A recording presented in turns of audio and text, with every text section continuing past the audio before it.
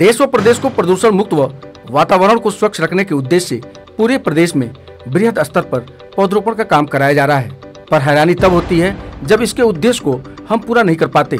बात कर रहे हैं महाराजगंज जनपद के निचलौल ब्लॉक के मधवलिया गौसदन के करीब खाली पड़े सैकड़ों एकड़ भूमि की, जहां हर वर्ष बड़े ही तामझाम से पौधरोपण वृक्षारोपण का काम कराया जाता है, पर वह अखबार के पन्नों और टीवी के न्यूज तक सीमित होकर रह जाता है। बीते वर्ष प्रदेश सरकार के मंत्री व स्थानीय जनप्रतिनिधियों सहित आला अफसरानों की मौजूदगी में हजार पौधारोपण किया गया, पर धरातल पर आज कहीं कुछ भी नहीं दिखता। महज एक मधवलिया के खाली जमीन पर जिस प्रकार से जिला प्रशासन सरकार को गुमराह कर एक ही जमीन पर बार बार तमाम योजनाओं का क्रियान्वयन कराती जा रही है, वह हैरान कर देने वाली है। एक बार फिर ऐसा कयास लगाया जा रहा है कि कहीं इस बार भी लाखों करोड़ों खर्च कर मधवलिया गौसदन के करीब खाली पड़ी जमीन पर बृहद पौधारोपण कराया जा सकता है। तो आइए आपको लेकर चल रहे हैं निचलौल ब्लॉक के मधवलिया गौसदन की तरफ और करते हैं पड़ताल। तो बने रहिए अपने news channel border news live के साथ, क्योंकि खबर है तो दिखेगी।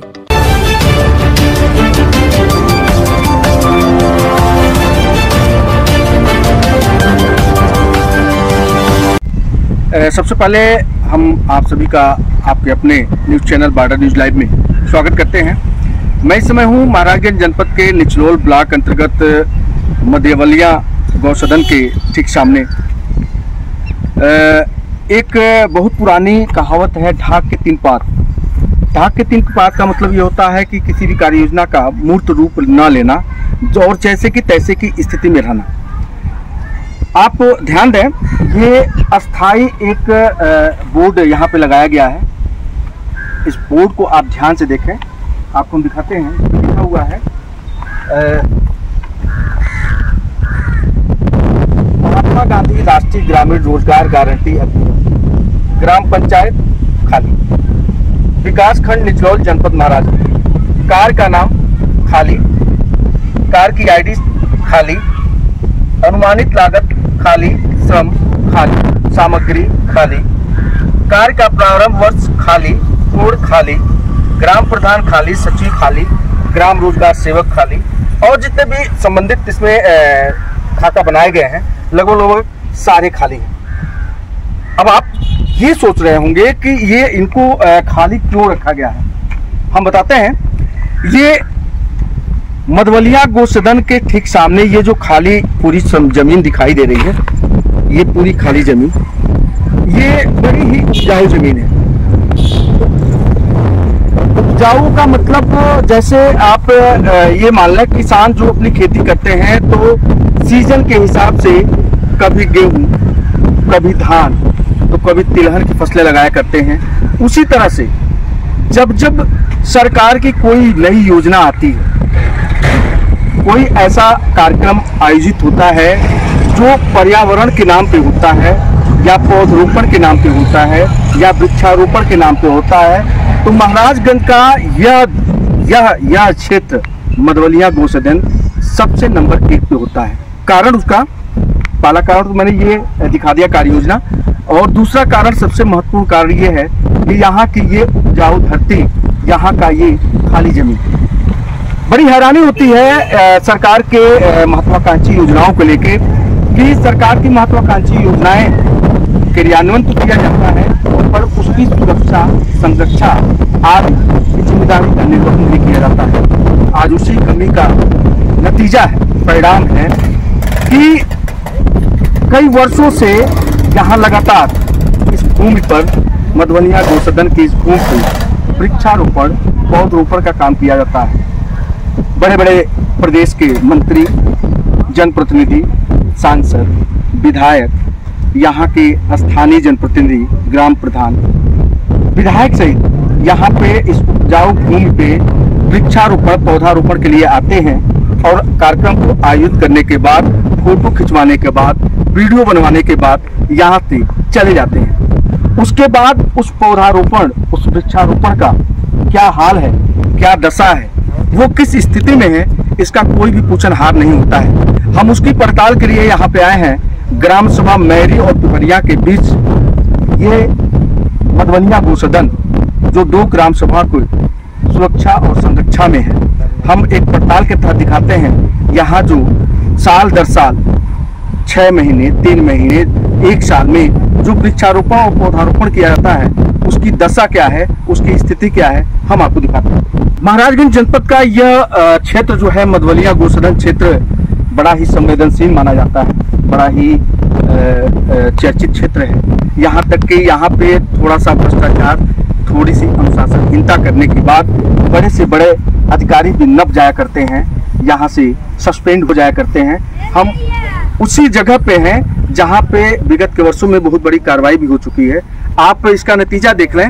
यहाँ पे विगत वर्ष जो है पौधारोपण का काम किया गया था। प्रदेश के मंत्री महोदय आए हुए थे, यहाँ के जनप्रतिनिधि आए हुए थे, यहाँ के जनपद के आला अफसरान आए हुए थे और इस पूरे खाली जगह पे, ये जो खाली जगह आप देख रहे हैं, ये पूरे खाली जगह पे बड़े ही अच्छे कार्यक्रम के तहत, आयोजन के तहत बड़ा भव्य आयोजन था।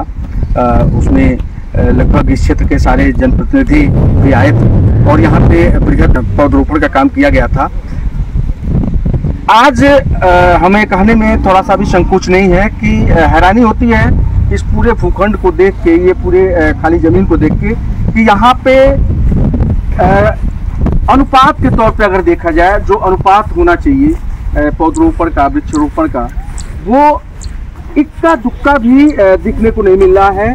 कि विगत के वर्षों में जो पौधरोपण किया गया था, जो वृक्षारोपण किया गया था, कहीं भी देखने को नहीं मिल रहा है, एक भी वृक्ष यहाँ पे देखने को नहीं मिल रहा है। कि ये उपजाऊ जमीन या तो उस पौधे को इतना बड़ा कर दिया कि वो वृक्ष के रूप में तब्दील हो गया और उसे निकालना विभाग की मजबूरी हो गई, संबंधित विभाग को उसको हटाने की मजबूरी आ गई, या तो ये जमीन उस पौधे को खा गया, या तो आसमान निकल गया। बात समझ से परे है कि इतनी बड़ी कार्य योजना को, इतने महत्वाकांक्षी योजना को यहाँ का प्रशासनिक अमला जो है गंभीरता से क्यों नहीं लेता। पर्यावरण की सुरक्षा और संरक्षा के लिए पौधरोपण का काम किया जा रहा है।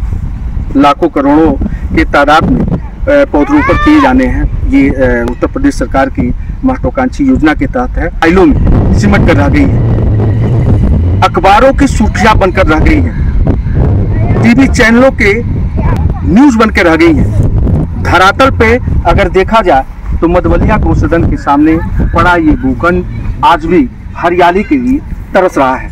हाँ, ये जरूर है कि सड़क के किनारे जो पौधारोपण किए गए थे वो इक्का दुक्का दिखने को मिल रहे हैं, लेकिन जो भारी भरकम कार्य योजना के तहत यहाँ पे वृक्षारोपण किया गया था, पौधारोपण किया गया था, वो आज इक्का दुक्का भी इस पूरे भूखंड में कहीं भी देखने को नजर नहीं आ रहा है। ये जिला स्तरीय अधिकारियों की लापरवाही कहें, तहसील स्तरीय अधिकारियों की लापरवाही कहें, या गौसदन के जो प्रशासनिक अधिकारी हैं उनकी लापरवाही कहें, उदासीनता कहें, कि वृक्षारोपण या पौधरोपण करने के बाद जो है इसकी सुरक्षा की जिम्मेदारी या जवाबदेही किसी पर तय नहीं है। कि जो पौधरोपण किए जा रहे हैं, जो वृक्षारोपण किए जा रहे हैं, उसकी सुरक्षा के दृष्टिकोण से किसको जिम्मेदार माना जाए या किसको दी जाए। अगर इस भूखंड पर वो पौधरोपण जो विगत के वर्षों में किए गए थे आज वो सुरक्षित होते, आज उसे संरक्षित किया गया होता, तो हमें दोबारा इस भूखंड पर पुनः पौधरोपण करने की आवश्यकता नहीं थी। हम फिर यहाँ से आपको लेके चलेंगे।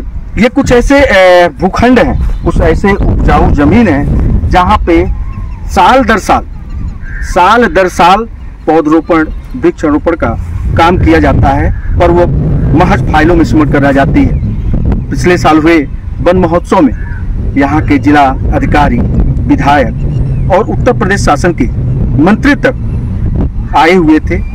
बेहद कार्यक्रम हुआ था।